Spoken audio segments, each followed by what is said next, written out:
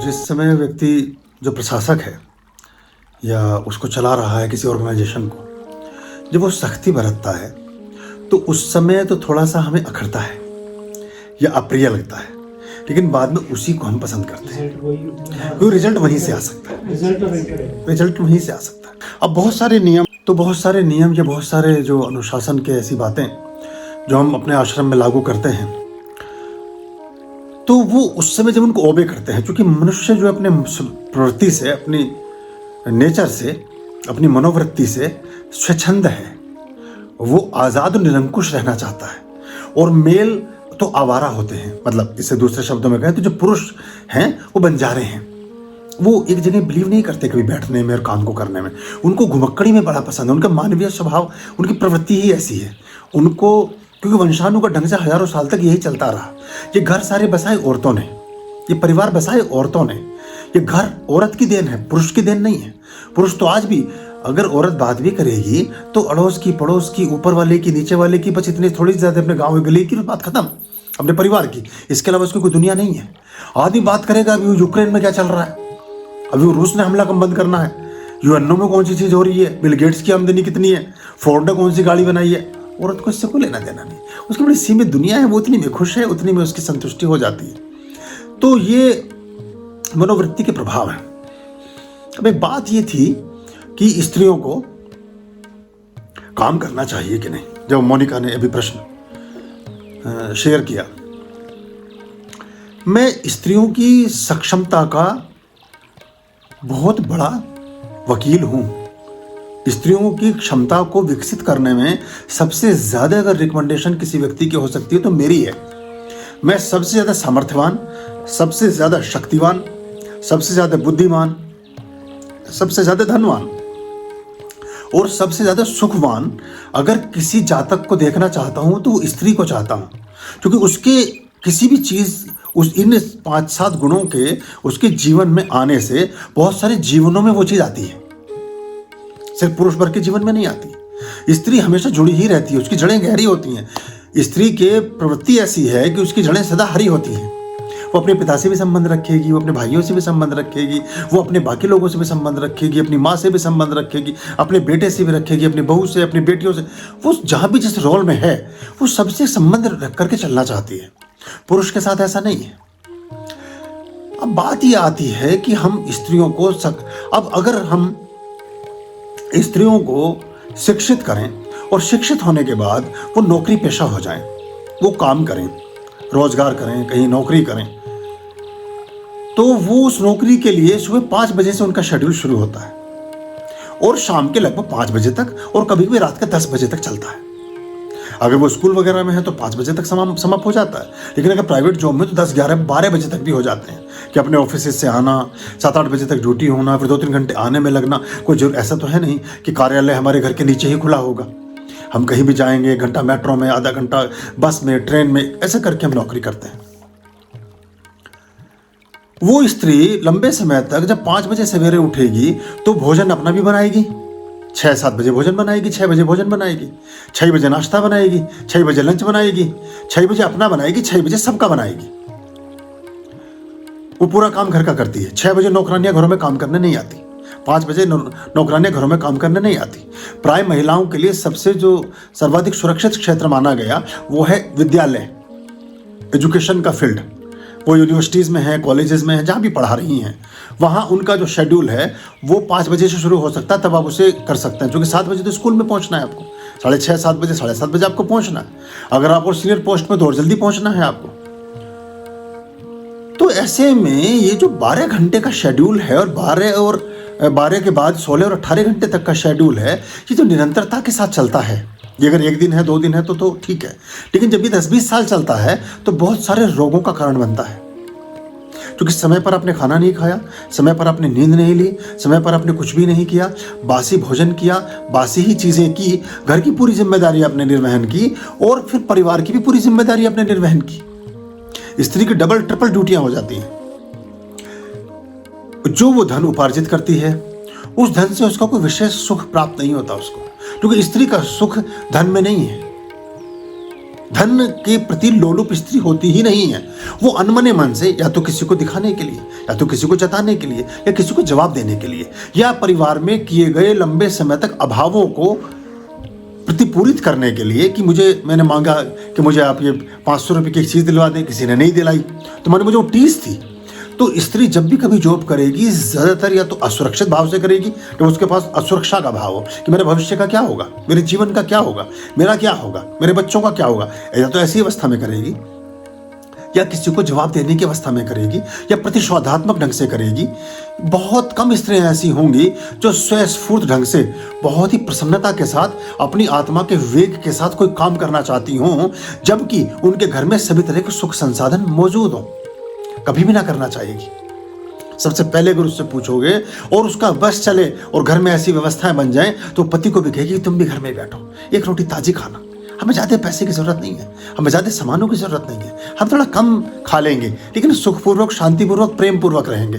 प्राय स्त्री का मौलिक स्वभाव ऐसा होता है। अब स्त्री को हम पढ़ाते इसलिए हैं कि उससे जॉब करवाएं।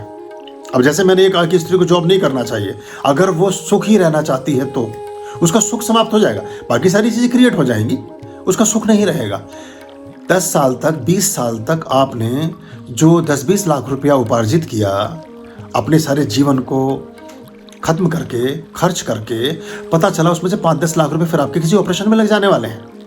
जो उतने लंबे समय तक आपने अपने शरीर की अवहेलना की तो शरीर रोगग्रस्त हो गया।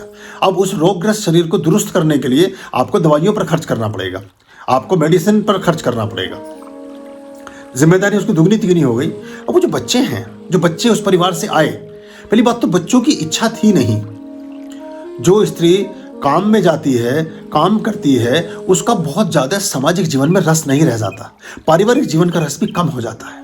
क्योंकि सबसे बड़ी बात यह है कि कहीं ना कहीं 2-4 साल बाद उसके मन में एक प्रश्न ये उठता है कि मैं तो उपार्जित करती हूँ पैसा, सब कुछ मैं उपार्जित करती हूँ, मुझे आपकी क्या ज़रूरत है। और प्राय स्त्रियों के मन में कई बार ये भी सवाल उठता है कि जब वो सक्षम होती हैं तो वो कहती है कि पुरुषों की ज़रूरत नहीं है। पुरुष की ज़रूरत वास्तव में स्त्री को इसीलिए ज़्यादा है कि वो डिपेंड है। अगर वो स्वतंत्र हो जाए तो पहला थॉट उसके मन में यही आता है कि मैं बनी बनाई बेड़ियों को तोड़ दूँ, जो लंबे समय से कारावास में मैं गुजर रही हूँ, इसको तोड़ूं और मैं स्वच्छंद जीवन जीऊं। पश्चिम इसीलिए तो ढह गया पूरा का पूरा। पश्चिम में जब स्त्री काम के लिए निकली घर से बाहर, तो सबसे पहले पारिवारिक जीवन मूल्य समाप्त हुए, डिवोर्स के केस बढ़ते चले गए। हम समझ ही नहीं पाए कि क्यों हो रहा है। घर में जिस स्त्री ने अपने पति का, अपने पिता का, अपने परिवार का, अपना स्वयं का, अपने बच्चों का, सबका बहुत अच्छे से लालन पालन किया हो, उसमें लगी रही हो, चाहे माँ के रूप में, चाहे बहन के रूप में, चाहे पत्नी के रूप में, चाहे किसी भी रूप में, उसके जीवन में इतना दरकाव नहीं है। डिवोर्स के केसेस अगर आप देखें, कि स्टडी पिछले दिनों आई थी, उसमें 90% केस उन महिलाओं के हैं जो वर्किंग में थी, जो जॉब कर रही थी, उनके तलाक के मुकदमे ज़्यादा फाइल होते हैं, बाकियों के नहीं होते। और बहुत लंबे समय तक एक ऐसा होता है कि आर्टिफिशियलनेस क्रिएट होने लगती है। जब आप एक मशीन की तरह अपने जीवन को जिएंगे तो आपके बहुत सारे ऐसे सुख दूसरे, तीसरे, चौथे पायदान पर चले जाएंगे जो पहले पायदान पर हो सकते थे। पुरुष भी काम करके घर में लौटा, स्त्री भी काम करके घर में लौटी। ना तो स्त्री का मन है कि किसी तरह की कोई बात की जाए चूंकि थकी हुई आई है, ना पुरुष का मन है कि किसी तरह की कोई बात की जाए। पुरुष जब घर में आया तो उसकी प्रवृत्तियां, उसकी वृत्तियां, उसकी इच्छाएं, उसकी अभिप्साएं, उसकी अपेक्षाएं, उसकी वासनाएं जगती हैं, लेकिन स्त्री उस समय उसे बुझी हुई मिलती है। तो वो कुछ समय तक तो वो सब ठीक चलता है, उसके बाद उसका रुचि रस बाहर पैदा होने शुरू हो जाता है। बड़ा गहरा सत्य है।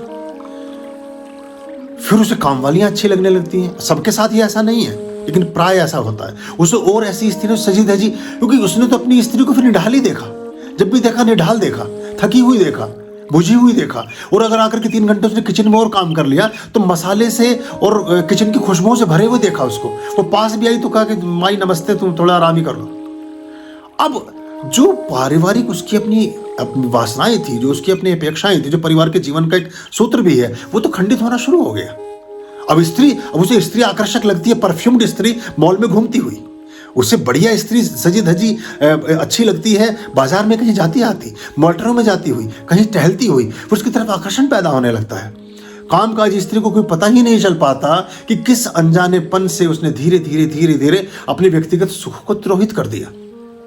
सब मामलों में ऐसा नहीं होता, लेकिन शरीर की अपनी सीमाएं हैं, शरीर की अपनी अपेक्षाएं हैं। शरीर एक मशीन की तरह है। अगर आप गाड़ी को सुबह से शाम तक चला ही जाओगे तो शाम तक उसका रेडिएटर गर्म हो जाएगा, उसका इंजन गर्म हो जाएगा, उसके टायर घिस जाएंगे। तो मनुष्य की तरह चलता है। उसने कभी कल्पना की नहीं हुई होती है कि ये सब भी होगा। दूसरे की प्रवृत्ति के भी विरुद्ध है। वो पैसे में बहुत ज्यादा बिलीव नहीं करती, वो प्रेम में बिलीव करती है। स्त्री रेस्पेक्ट, सम्मान में बिलीव। सबसे पहले अगर उसको कुछ चीज चाहिए तो रेस्पेक्ट चाहिए। अगर बहुत धनवान भी पति है, करोड़पति अरबपति, मेरे पास बहुत लोग हैं, उनकी स्त्रियों के साथ दुर्व्यवहार जो घरों में होता है तो उनका मोह भंग है उन घरों से। मेरे पास कई ऐसी स्त्रियों के फोन आते हैं कि उनके 10-10 करोड़ रुपए के उन्होंने बंगलो खरीदे हैं और वो कहती है कि बस हम मरने का इंतजार कर रही हैं, सुसाइड कर नहीं सकती, बच्चे छोटे हैं, हमारे घर में कोई सुख नहीं, कुछ नहीं। पति मशीन बने हुए हैं, हम भी मशीन बने हुए हैं, हमें समय नहीं मिलता। हम दूसरे लोगों की वीडियोस देख देख के अपने मन को खुश कर रहे हैं। हम फिल्में देखते हैं तो सोचते हैं कभी हम भी स्विट्जरलैंड जाते, कभी हम भी कहीं कौसानी घूम आते, कभी हम नैनीताल चले जाते, कभी मसूरी चले जाते, कभी हम कहीं और हो आते, मुंबई चले जाते। कब जाएंगे, कब हम ये करेंगे, कब? फिर कार्यगत स्त्री को छुट्टियां नहीं मिलती, छुट्टियां भी नहीं, अपने व्यक्तिगत जीवन धीरे धीरे शुष्क होता चला जाता है। एक और ड्रॉबैक है सबसे बड़ा। पिछले दिनों एक बहुत बड़ी एक गैंग था, वो पकड़ा गया, जहां क्रैच में जहां बच्चों को पाला जाता है, उन बच्चों को वो अफीम देते थे। जो वहाँ की आया थी वो अफीम दे करके सुलाए रखती थी उनको, क्योंकि बच्चे रोते हैं अगर जगते हैं तो, या डिमांड्स करते हैं, या शैतानी करेंगे, या कुछ करेंगे। माँ बाप पहुँचते थे, उन्हें दूर से जाली में से दिखाते, बोले बच्चे देखो कितना अच्छा आराम कर रहे हैं, अभी खेल के कूद के पढ़ के अब सो रहे हैं। माँ बाप बड़े खुश। सारे बच्चे विक्षिप्त हो गए, सारे बच्चे नशेड़ी और पागल हो गए। कुछ समय बाद उनकी ग्रोथ अच्छी हुई नहीं, ना विद्या में ठीक जा पाए, ना कहीं ठीक जा पाए। और नौकरानी को आपसे क्या, देखिए आपने जिस बच्चे को पैदा किया, आपका ही उससे गहरा लगाव नहीं। गहरा लगाव होता तो क्रैच में छोड़ते क्या? चाहे अब्राहम लिंकन हो, चाहे महात्मा गांधी हो, चाहे पंडित नेहरू हो, चाहे नरेंद्र मोदी हो, चाहे आपके रविन्द्रनाथ टैगोर हो, किसी भी, चाहे सुभाष चंद्र बोस हो, चाहे भगत सिंह हो, चाहे नेताजी, कोई किसी का नाम आप ले लें, आप सूची बनाते जाएं। आज की भी सफलतम व्यक्तियों की और पिछले 100 वर्षों के समस्त सफलतम व्यक्तियों की, पूरे विश्व में एक भी आया उन्हें नहीं पाला है। फिर ये लंबे समय के बाद बच्चों को क्या प्रेरणा प्राप्त होती है? बच्चों को यह प्रेरणा प्राप्त होती है कि हमारे माता पिता ने हमारी परवरिश इसलिए नहीं की कि उनका धन में सुख था। धनोपार्जन के लिए तो नहीं की, पैसा पैदा करने जा रहे थे, नौकरी कर रहे थे, यानी हम उनकी प्रायोरिटी नहीं थे, उनकी प्रायोरिटी धन था। तो फिर हमारी प्रायोरिटी क्यों धन ना हो? ये तो आप ही ने शिक्षा दी उनको, ये तो आपने सिखाया कि धन ही सर्वोच्च प्रायोरिटी है। ना संतान है, ना माँ है, ना बाप है, ना कुछ, धन है। तो वो कहते फिर हम भी धन को ही प्रायोरिटी देंगे। और फिर वो माँ का कंकाल फिर 6 महीने बाद मुंबई के फ्लैट में मिलता है 3 करोड़ के में, जो मिसेस साहनी के साथ हुआ। ऐसी बहुत सारी कहानियां हैं जो घरों में पड़ी हैं। फिर वो बच्चे कहते हैं कि आपने तो हमें पाला कब? और जब वो बच्चे मिसबिहेव करते हैं, गलत ज़बानी करते हैं, गलत बयानी करते हैं, गलत तरह की वोकैबुलरी यूज करते हैं, गलत तरह की बातों का, शब्दों का प्रयोग करते हैं, तो आप कहते हैं तो हमारी औलाद कैसे हो गई? हे ईश्वर, ऐसे औलाद होने से तो ना होना अच्छा था। ये औलाद तो हमारी लगती ही नहीं। ये वो औलाद आपकी थी तो, लेकिन आपने जिनसे पलवाया ये उन्हीं की हो गई। जिन आयामों ने पाला, जिन नौकरों ने पाला, उन्होंने जैसी भाषा का इस्तेमाल किया, आपसे पूछ के थोड़ी करेंगे वो कैसी भाषा इस्तेमाल करनी है। आप तो क्रैच में छोड़ा और अपने चले गए नौकरी पर। वो बच्चों को चाहे गाली दे रहे हो, चाहे आपस में लड़ रहे हो, बच्चा वही देख रहा है। उसके माँ बाप वही हैं जो वो हस्बैंड वाइफ उसकी पालना कर रहे हैं। सब जगह ऐसा नहीं है, 1% अपवाद भी है, लेकिन ज्यादातर ये देखने में सामने सम्मुख आता है। और स्त्रियां अपने कृत्रिम जीवन के लिए वो सोचती हैं बहुत ज्यादा धनोपार्जित कर लेंगी, लेकिन वो धन का करेंगे क्या? फ्लैट तो 2 हो गए, एक में पति रह रहा है, एक में पत्नी रह रही है, इसलिए जॉब शुरू किया था क्या अलग अलग फ्लैट तो 2 बन गए, लेकिन जिंदगी भी तो 2 हो गई, बच्चे भी 4 हो गए, और बच्चे 4 दिशाओं में हो गए। फिर बच्चे अमेरिका में हैं, आप उन्हें कहते कि बेटा इस धन में कुछ नहीं रखा, तुम अपनी नौकरी में बहुत रस ले रहे हो, तुम हमारे यहाँ कभी नहीं आते। वो आपकी बातों को फालतू, बोगस, ढकोसला और पाखंड समझते हैं। उन्हें आपकी बातों में कोई रस आता ही नहीं, क्योंकि व्यवहार का उपदेश सर्वोच्च होता है, वाणी का नहीं। अब वो सोचते हैं माँ बाप ने पूरा जीवन तो पैसा कमाने में लगाया, अब जब पैसा कमाने का नंबर, हम कैलिफोर्निया में आ गए, हम कनाडा में आ गए, हम लंदन में आ गए, हमें उपदेश दे रहे हैं। तब कंपनियां खुल गई हैं बहुत सारी जो मरणोपरांत आपका क्रियाक्रम कर देती हैं। वो वहीं बैठा बैठा पैसा ट्रांसफर करता है NEFT, और पिताजी का संस्कार हो जाता है 50,000 में, 65,000 में, 40,000 में, 50,000 में। अब पहले तो अतृप्त आत्मा के रूप में पूरा जीवन निर्वसन किया, फिर अतृप्त आत्मा के रूप में ही परागमन भी किया, दूसरे दुनिया में भी अतृप्त ही होकर गए। आपने कमाया क्या? बहुत छोटी छोटी चीजों के लिए आपने काम कर दिया। पैसे की जरूरत तो हर किसी को है, लेकिन अगर आप सूक्ष्म ढंग से देखें, मुकेश अंबानी की पत्नी नीता अंबानी किसी कंपनी में डायरेक्टर नहीं है। पदेन रूप से वैसे होंगी, जॉब कहीं नहीं करती है, खाना स्वयं पकाती है, टिफिन खुद लगाती हैं, खाना इकट्ठे बैठ के करते हैं लोग, डिनर भी लंच भी, घर में 1500 नौकर है। किसी बड़े आदमी का आप उठा के देखिए, किसी अंबानी को उठाएं, अडानी को उठाएं, दमानिया को उठाएं, सिंघानिया को उठाएं, किन्हीं की भी औरतें कहीं जाके जॉब नहीं करती। और जो इंदिरा नूई जैसी विशुद्ध रूप से जॉब करती है, फिर वो शादी नहीं करती, वो भी ठीक है। बहुत सारे ऐसे IAS IPS अफसर हैं, उनकी अगर जिंदगी की किताब आप पढ़ें, वो तो फिर एक एक्टिंग चलती है, एक अभिनय चलता है। अच्छा, अगर हम कहें कि स्त्रियों को जॉब नहीं कराना है, तो माता पिता प्रथम दृष्टया उनको पढ़ाएंगे नहीं, उनको पढ़ने नहीं भेजेंगे। तो यानी कि आप अपनी ही लिप्सा, अपनी ही अपेक्षा, अपने ही स्वार्थ को उस बच्चे में प्रतिपादित कर रहे हैं। आप ना कमा सके, आप उस बच्ची को उससे कमवाना चाहते हैं। कभी जब वो बूढ़ी होगी, उससे पूछना तूने जीवन जिया कैसा, तेरे जीवन में सुख था कब, तूने गरम चपाती खाई कब, तूने पूरी नींद ली कब, तू अच्छे से नहाई कब, तू अच्छे से कहीं गई कब, तू अच्छे से सोई कब, तूने अपने मित्रों के साथ कभी समय कब बिताया, तूने कोई अपना खेल कब खेला, तूने अपना कोई रंग कब ओढ़ा, तूने अपने मनपसंद वस्त्र कब पहने, तूने अपने मनपसंद व्यंजन कब चखे, तूने अपने मनपसंद खिलौने कब देखे, और तू अपने मनपसंद स्थानों को कभी जा सकी क्या, तूने मनपसंद कोई किताब कभी पढ़ी क्या, तूने मनपसंद कोई फिल्म कभी देखी क्या। सब जगह एम्प्टी मिलेगा, जो कॉलम मिलेगा वो सब आपको टिक लगाना पड़ेगा, खाली खाली, no no no no no no no no. पैसा हमारी आवश्यकताओं को पूर्ति करता है, आवश्यकताओं की पूर्ति भर के लिए ठीक है, लेकिन अगर घर में बहुत अभाव ना हो, ऐसी स्थिति ना हो कि बिल्कुल रोटी के लाले पड़ गए हों, आप दाने दाने को मोहताज हों, तब तक स्त्रियों को प्रथम दृष्टया नौकरी नहीं करनी चाहिए। लेकिन आधा संवाद मेरा ना लें, सभी को सक्षम होना चाहिए कि कभी जरूरत पड़े तो कर सके, लेकिन करने में सुख नहीं है। जिन सुखों के लिए वो दौड़ती है और कभी पूरी जिंदगी इसका पता नहीं चलता कि वो किस चीज के लिए निकली थी और क्या लेके आई और क्या उसको मिला। ना संतान उसकी रहती, ना पति उसका रहता, प्राय मैं बता रहा हूं मैक्सिमम परसेंटेज है ये, क्योंकि समय ही नहीं मिला आपको जीने का जीवन। जब जीवन जीने का समय ही नहीं मिला, कोई फीलिंग्स ही नहीं है, खाना भी नौकरानी ने बनाया, गाड़ी भी ड्राइवर ने चलाई, बच्चे भी किसी ने पाल दिए, बीवी भी किसी दफ्तर में रही, बैंक के अकाउंट का करोगे क्या। बैंक में तो जो कैशियर बैठा हुआ है सारे दिन 10 करोड़ रुपए गिनता है, 10 रुपए भी अपने घर नहीं ले जा सकता, मालिक तो वो भी नहीं है, इसका मालिक आप भी नहीं है, मालिक आप भी नहीं। फिर जब आप बहुत लंबे समय तक बाहर रहते हैं, स्त्री एक ऐसी बेल है जो निकटतम अवलंबन पर चिपटती है, निकटतम अवलंबन को ही अपना आधार मानती है। जब वो ऑफिस में काम करती है तो उसे बहुत सारे और ऐसे ग्लिम्पसेस दिखते हैं जो शायद उसको नहीं दिखने चाहिए थे। मैं कोई रूढ़िवादिता की बात नहीं कर रहा हूं, बड़ी प्रैक्टिकल बात करता हूं। उसे बहुत सारे ऐसे ज्ञान प्राप्त होते हैं जो उसे प्राप्त नहीं होने चाहिए थे। फिर वो उन सब चीजों का कंपैरिजन अपने परिवार में आकर के अपने घर में अपने पति से, अपने देवर से, अपने जेठ से, अपने ससुर से, अपने उनसे करती है। वो कभी हो नहीं सकते, और जो जीवन मिला था वो भी वो नहीं रहा। अब सब तरफ से एक दुख संताप की चादर आपने ओढ़ ली और अब हर समय परेशानी में है।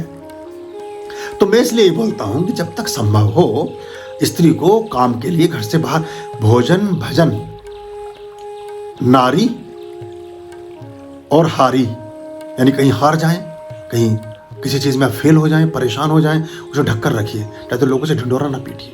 नारी है उसे ढककर रखिए, मतलब ठीक अपने सम्मान के साथ रहे, अपने आवरण में रहे तो अच्छा। ये देखो ना, ये जो वो बना, वो जो मूवी थी, क्या नाम था उसका, अलाउद्दीन, जिसमें वो खिलजी, कौन सी फिल्म थी ना वो, पिछले दिनों राजस्थान की जो मूवी थी एक, पद्मावती, जो पद्मावती मूवी बनी, पद्मावती को वो एक आदमी को, बाहर के आदमी को झलक तो दिखा दी थी अपनी बीवी की, तो अपने मतलब तो उसकी कितना बड़ा, उससे पूरा का पूरा सल्तनत मिट गई। तो नारी, हारी, भोजन और भजन, ये एकांत के, ढके के, छिपाने के, चुपचाप करने के उपाय हैं। इनको ज्यादा ढिंडोरा नहीं पीटना चाहिए इनका, और धन भी। तो ये जो पुरानी कहावतें हैं ये बड़ी महत्व रखती हैं। अब ज्यादातर हम धन जब तक नहीं मिलता तभी तक उसमें लिप्सा होती है। एक्चुअली जब मिल जाता तब आपको समझ आता है कि इसका करें क्या। फिर आप ढूंढते हैं उस अपने उन पलों को जो पल आप जीना चाहते हैं किसी के साथ, वो पल आपको प्राप्त नहीं होते, तो आपके परिवार में बिखराव शुरू हो जाता है। वर्किंग जो महिलाएं हैं, कभी उनकी आप बीती आप पूछें तो उनके हृदय पर हाथ रख के पूछे, तब वो बताएंगे किस मजबूरी में बेचारी काम कर रही हैं। कभी उनको सुख नहीं मिलता उससे। तो अब किसी के पास ऑप्शन ही नहीं है तो एक अलग बात है, लेकिन जबरदस्ती इसको कि हम ऐसा, हाँ स्त्रियां सक्षम हो, शिक्षित हो, सामर्थ्यवान हो, बुद्धिमान हो, काम भी करें। बहुत सारे काम ऐसे हैं जो आप घर में 2-4 घंटे रह करके बहुत अच्छा योगदान दे सकते हैं। आप पेंटिंग्स बना सकते हैं, आप मूर्ति कला कर सकते हैं, आप सिलाई का काम कर सकते हैं। बहुत सारे काम ऐसे कि 4 घंटे आपने चलो थोड़ा सा कुछ काम, आपका मन हल्का हो गया अगर आपके पास समय बचता है तो। लेकिन अगर आप सारे दिन ही काम करें और समय बचे हुए में अपने जीवन को जिए तो फिर संतुष्टि और शांति नहीं आती। तो मैं परम सुख, परम आनंद, परम संतोष और परम शांति की तरफ ज्यादा ध्यान देने वाला व्यक्ति हूं, क्योंकि वो ना होने से ही सारा डिप्रेशन आ रहा है, वो ना होने से ही सारा अलगाव आ रहा है, वो ना होने से ही परस्पर एक विद्वेष की भावना जन्म ले रही है और घरों में तलवारें खिंची हुई हैं। एक एक छत के नीचे रहते हुए लोग सालों से बेगाने हैं, उनका कोई व्यवहार नहीं है परस्पर, उनकी कोई बातचीत नहीं है, उनके कुछ वो आप बताइए कि अगर पति पत्नी को अपने फोन में पासवर्ड लगाने पड़ जाएं तो आपको पता है क्या रिश्ता रहा होगा, वो क्या रिश्ता रहा होगा। मेरे यहाँ तो आश्रम में भी सबको पता है कि मेरे तो एटीएम भी सबको पता है, मेरे एटीएम पिन भी सबको पता है, मेरे सारे लोगों को जितने लोग हैं।